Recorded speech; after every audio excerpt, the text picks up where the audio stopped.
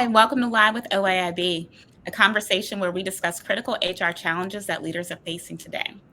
These are 40 plus years of experience in HR, consulting, and executive coaching to go deep on topics that are top of mind but often avoided. Thanks for joining us. I'm Latanya Roberts, COO, executive coach, and people and culture strategist. I'm an integrator who takes a holistic approach to turn your vision for the organization or yourself into into solutions that create inclusive cultures where all not only feel but know that they can belong and can thrive. My superpower is my ability to help my clients clearly articulate their needs and goals and then break them down into actionable steps that don't overwhelm them. Thanks for joining. I'm also here with Tawana. Good afternoon. My name is Tawana Bagwad. I am the CEO and principal consultant for OAIB. I'm a visionary who believes in the power and promise of equity and helps organizations become places where everyone has a deep sense of belonging. I cut through the background noise and coach leaders so they can make the shift into being their authentic selves, rooted in their own personal power. I would say my superpower is helping people become aware of their own blind spots so that they can put the oxygen mask on themselves and then make others feel safe, heard, and inspired. So, what are we talking about today? So today we're talking about diversity recruiting within an equity lens, right? We've had a lot of conversations lately about this particular topic, especially over the last 3 years. So I'm really excited to be talking about how you can do it today, especially with all the transition that's happening in the workplace. So let's start off with, how is recruiting traditionally done without the equity lens? Well, I would say for those of us that are practitioners, right? In general, there's about 7 steps to recruiting, right? It's about identifying the hiring needs, understanding what's the roles that we have open, right? Preparing a job description, defining defining those critical elements that help one understand the roles and responsibilities and qualifications that you're looking for. And then, of course, there's posting the role. There's the traditional ways in which you post the role. Let's say if you weren't a recruiter that had recruiting technology, there's Monster, there's Indeed, there is Glassdoor, Career Builder, you name it. But what is the avenue that you're using to post this role really for advertisement? And then, of course, we go through the process for screening and shortlisting candidates. That screening process is so critical because it's used as a way of weeding out those candidates that don't meet the basic criteria so that you can get to the interviewing process, which is typically done, I would say, one on one, or most people are using panels today. And then, of course, make the offer. Again, talking traditionally, because these things have shifted so much over the last few years. In, of course, this the Great Resignation era that we're in. And that offer really needs to define the role, of course, the salary, reminding people that most states are, at will, and it's something that should be moved on quickly, and we should always stay in constant contact. This step 7 is sometimes taken for granted, where you are recruiting through this employee onboarding, right? And there's steps, of course, to doing that. And I would say most people would say, okay, that sounds simple, right? But in those 7 steps, there are so many biases that are at play. And here's what recruiters, HR practitioners, hiring managers are doing, right? They're actively seeking out job candidates with the same background as them. Mm-hmm. And I'm talking traditionally, right? Which is very differently from when we look at it with the equity lens. And in which cases, the things that they are looking for is they're looking for race, ethnicity, education, skills, experience, gender, sexual orientation, religion, even social economics, right? These things are where our biases show up. And to be quite honest, it's plain old similar to me biases and Mhm. everything in between.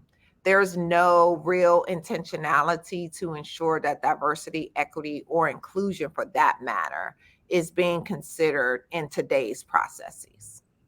I so agree, and I love that you start out with the textbook steps of how do you start recruiting, but as you continue to explain, you got into that gray zone, right? Mhm, What are some of those things that recruiters or people that are part of that team, what should they be looking for? And then those biases come up, those mhm. unconscious and oftentimes conscious biases Yeah. pop up, right? So there is a very good reason why you have companies that specifically focus on diversity recruiting because it's Mhm. different. It requires you to do and act differently. Explain to us how or what exactly is diversity recruiting? Yeah, this one is interesting. So I'll give the textbook definition here as well. So diversity recruiting is the practice of hiring candidates using a process that is free of biases, right? For or against any individual or group of candidates. It is still merit based recruitment and still aims to find the best possible candidate, but it's structured to give all applicants, regardless of background, and equal opportunity. So, we were just to narrow that down, Tawana, diversity recruiting is taking steps to ensure the talent acquisition processes are more inclusive. And Mhm. it's about removing barriers that prevent all candidates from having equal opportunity during the hiring process. So I'll repeat that because it's so important. It is hiring based on merit, but free from biases such as race, gender, social, economic, sexual orientation, and religion, which are all unrelated to performance. And when we're recruiting, we should be focused on performance. But in relation to the workforce, which I think this is so important, the term diversity was once a code word for people of color. Okay. Right. And I Mhm. would tell you that's still true today to some degree, or those of African American, Asian, or Hispanic descent. But for the sake of inclusion, a more modern take on the idea of diversity has been adopted to encompass other groups such as women, military veterans, and individuals from the LGBTQIA plus community.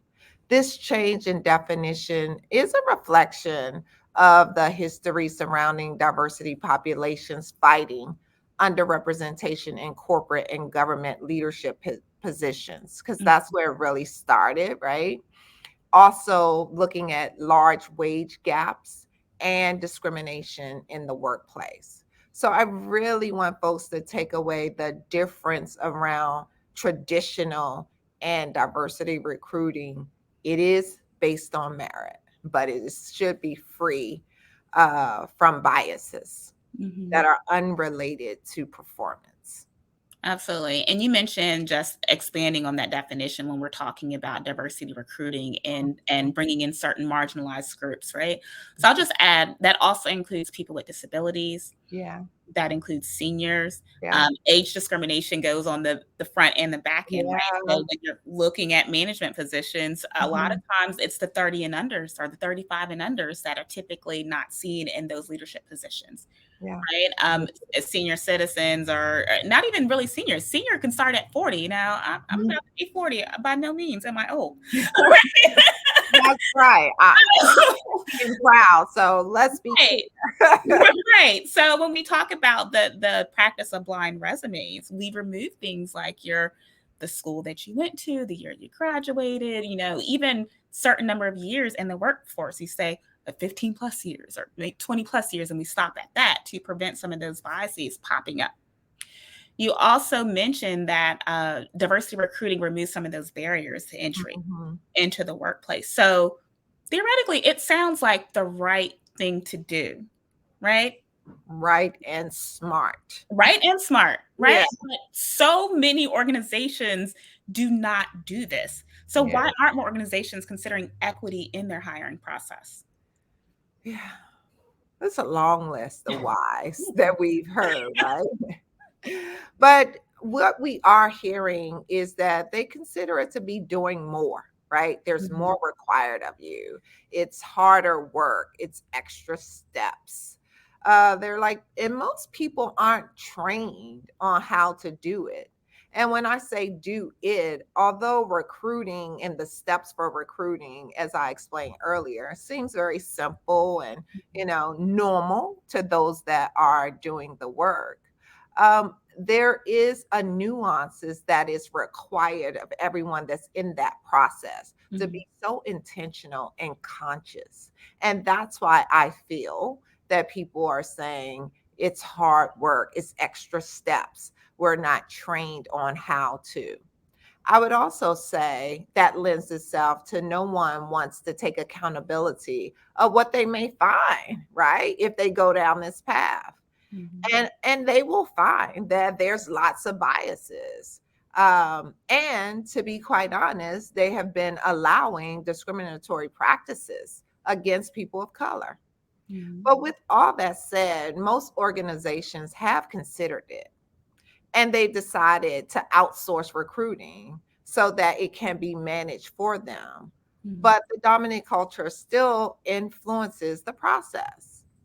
And I say that because after you get a slate of candidates, assuming they are diverse, it still comes back in house. So mhm, the responsibility still lies on the hiring manager or the interview panelists. They still have an opportunity for their biases to play out. Or the recruiters sometimes are not looking at diverse candidates as they should. I have seen this time and time again. Some would say if they bought people of color, and they were selected, they may not survive mhm, the organization or the culture that they're recruiting them from. And others have said that they're just not finding qualified people of color, and they're not being presented to them. So this thing is so complex and it has lots of layers to it. But those are the whys that we've heard as we've been supporting organizations to be more intentional about their mhm. hiring practices. Right. There's so much wrapped into Mhm, that answer, right? Like there's fear, there's I mhm, don't know how to, it's where mhm. do I go? What's the next step? So many different layers that fall into that recruiting process. And how do you just get started, right? You're paralyzed from taking action. Yeah. Why do you think many organization recruitment practices tend to fall short? You started to mention some of them, but Mhm. tell me a little bit more about that. Yeah, because they go too fast, right? So people like, okay, we're gonna do it. And the do it is do diversity recruiting. So they go fast and they don't make the targeted changes necessary Mhm, for a lasting transformation. So before you can implement inclusive hiring practice with a sustained impact, you need to have a few things in place, right? Starting with the right strategy. What are you ultimately trying to achieve and by when? Then there's the processes that includes the systems, the practices, the policies. And then technology, of course, as I mentioned earlier, has continued to advance to help support these things. But how are you sourcing it? What is the latest tech that you're using to locate and store and even check what you are capturing as the right information on the right people? mhm. So when we talk about people, let me be super clear. You got to get clean on who's doing your recruiting, who is interviewing, who's doing the hiring, who's the hiring manager. And for sure, I'll say it over and over again, who is onboarding these people, assuming you get the talent that you're looking for. Mhm. And finally, is there a commitment to diversity and inclusion across your organization? Where does the leadership lie on this? Right? And it's not just C suite that we're referring to, but leaders at all levels need to be committed to this process in order for it to be sustainable. I'm gonna just say that one more time. Leaders at all levels have to be committed.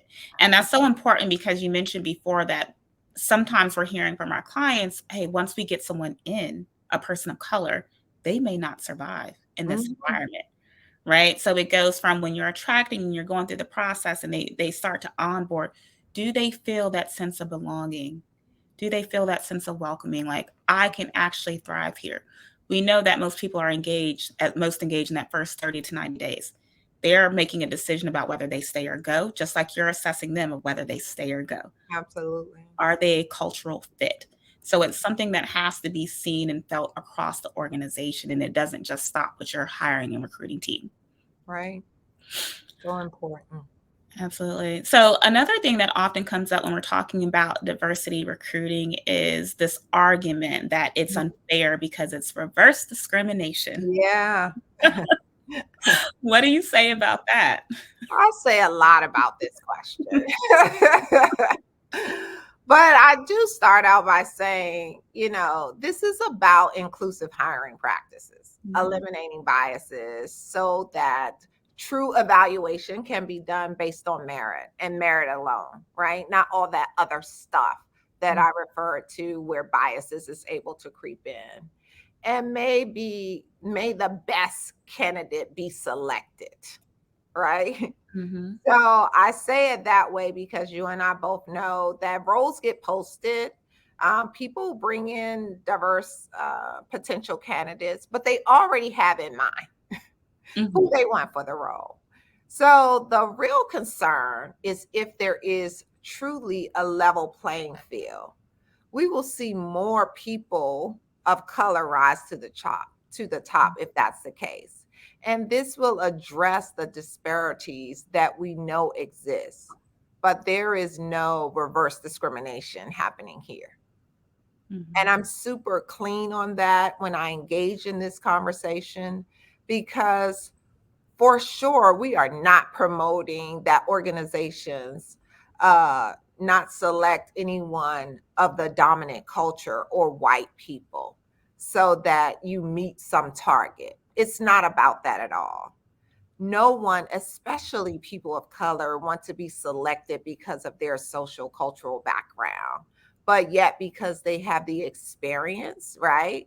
And is the best candidate to be selected for this particular job or role.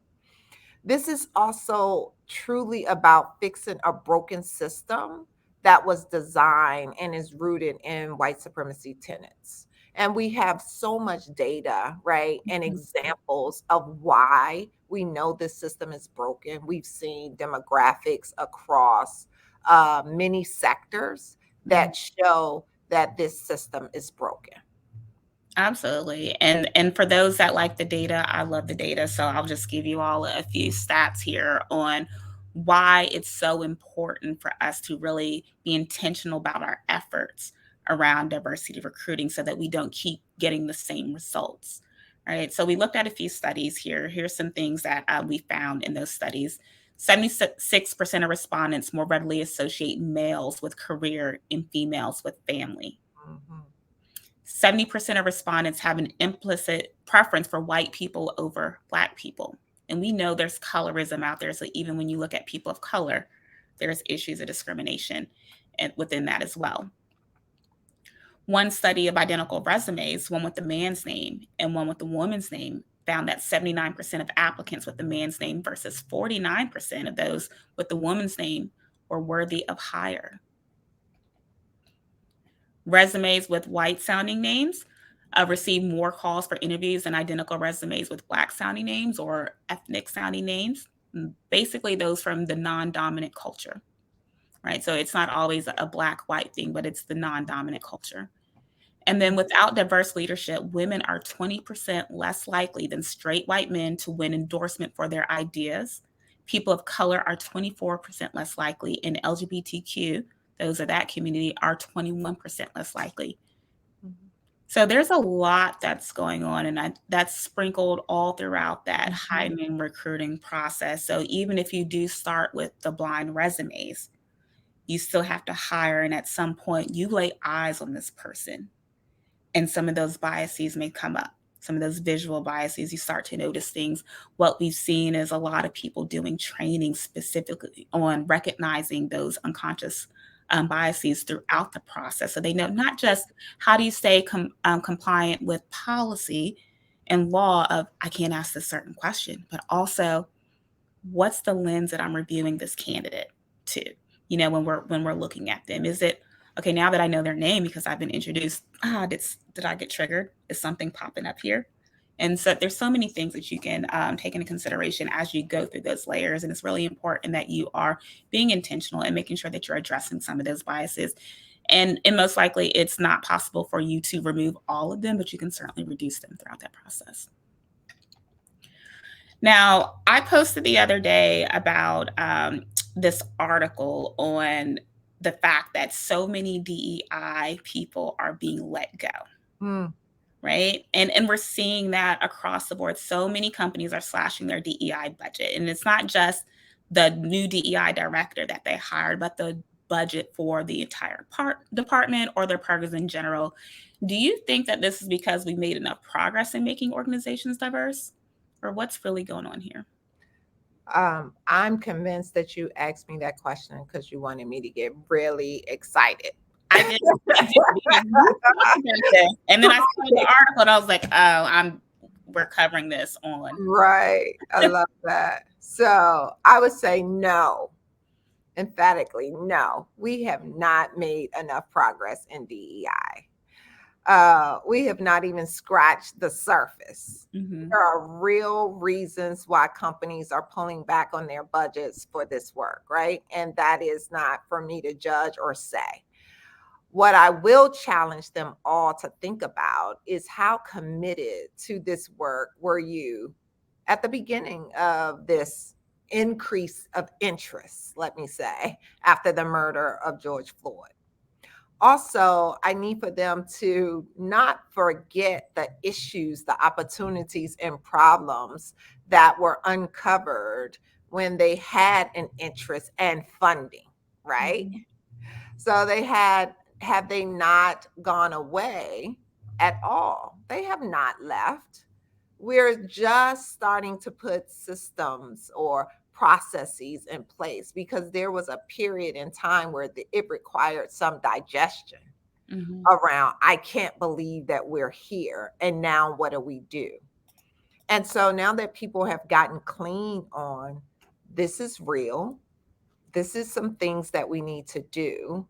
Now the heavy lifting comes in, and we're seeing budgets get reduced or taken away. We're seeing people being laid off who were dedicated to this space.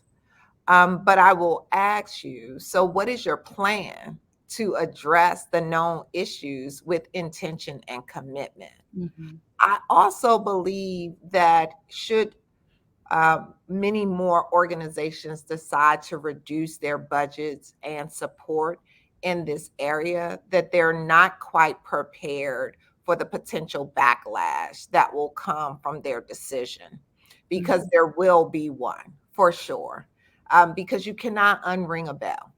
That's right. The exposure of the issues that exist in your organization are real, and they will continue to surface. Mm-hmm. The exposure. So it made me think of when the term when you hear someone say, I've seen it, now I can't unsee it. Exactly. Right? We go in and we do these assessments and we show the data. Your people are talking about, hey, we have some real issues in this organization. So you can't unsee that. Right? And we understand budgets have to get cut. But how can organizations continue to ensure we're making the right progress despite smaller budgets? Absolutely. So this one is critical, right? Because there will always be budget cuts for organizations, teams, but the leaders have to fight for these things if they believe that they are important, if they believe that they are and will make a difference, right? And I do consider DEI and the work to be one of those things that teams and leaders and organizations should be fighting for and have enough data and information to know their why. There's a few things, though, that you should consider. So if I start with culture, one of the things that will be significantly impacted is culture. Mhm. But if you're going to say we're reducing and there's some things that we say we want to be committed to, this psychologically safe space for your employees to show up as their authentic selves is critical. Training. There should be a few critical trainings that worth being deemed mandatory, right up there with sexual harassment that you do every Mhm. single year, that you should consider keeping in place. ERGs is a support groups that I believe you should keep in place, but not from the sake of a check mark. These Mhm. ERGs should have some influence. Okay. I also believe that you should consider some type of ombudsman or some type of reporting and mediation systems or process, because as issues come up, people need to be safe to share their lived experience within your organization and know that there's a process or a system that they work through to get things resolved. So here's some questions for you to ask yourself. What is your commitment to the underrepresented, and how are you going to support them? Are you willing to eliminate biases in your organization as Mhm. well as the people who perpetuate bad behavior? Will you continue to diversify your organization? Will you continue to teach and train? See, these things are important for you to ask and answer as you think about cutting your budgets or your programs. I mentioned that we got to train, we got to have psychologically safe spaces. We actually need to also shore up HR and Mhm. give them resources, whether internally or externally, to be able to uphold some of the work that's been done. I would also suggest pooling all the dollars that you have in one pot for the company as a whole Mhm. versus dividing and conquer, as most of the DEI work has been done by function or by business units. And to know the need for DEI is not going away just because you take the resources. If Mhm. you think you have seen the last of this, you are wrong. You Mhm. will soon feel and find out you missed another opportunity to get it right, do the right thing, and be smart about it. Absolutely, absolutely, and a lot of times people put the responsibility and accountability on the HR team or the chief diversity officer, whoever is responsible for DEI, but we Right. know that it's not just them that has to make it happen, right? So, what are Right. some of the other departments or leaders that are responsible for the success of diversity in recruiting? So, as a HR practitioner, of course, this falls under HR ultimately, right? Mhm. In particularly for diversity recruiting. But they are closely partner and should be with the recruiters that they're using, whether they're internal or external, the Mhm. line managers, the C-suite leaders, and everyone in between, right? This work touches so many processes, systems, and policies that everyone must play a role to hold each other accountable for eliminating biases wherever they may creep in this process. Until we get to the point where everyone is working together to make the organization a better place for all, we will continue to be overtaxed by Mhm. this thing called diversity recruiting or recruiting with an equity lens and using all the excuses, although real, Mhm. that I shared earlier in this conversation. Yeah, it's so much to unpack here, right? And we've covered so many topics. We're right at the end, so I'm just going to close out with just what's the one thing that people can do right now to start getting the ball rolling with recruiting through a diversity lens. Well, most times when you ask me this question, I normally can just boop, give you one, but I'm going to try to stream them together so it feels like one, right? The first thing I would challenge is rethink cutting your DEI program, right? Mhm. And then set targets over the next 2 to 3 years and build the infrastructure to support realizing those targets to Mhm. create a truly diverse workforce which starts with inclusive hiring processes and practices. Love that. And so I'll just build on one thing is, again, I love the data. So look at your data. Your Mhm. data tells a story. It Mhm. tells you where you need to make some tweaks, what levers you need to pull. It's telling you where the representation is, where the challenges you have to face. So look at your data, and that's looking across race and ethnicity, that's looking at age, that's looking at the different levels, your different roles, who's there, and where do you need to make some improvement. Absolutely. All right. So thank you all. This brings us to the end of today's Live with OAIB. You can always catch us Tuesdays, the first and third Tuesday of the month, where we are just talking about the topics that are on your mind. All right. Right. So join us the next Tuesday. That will be our hour-long session, and it is available for SHRM PCUs. So you get your credits there as well. Until next time, have a great day. You too. Thank you. Bye.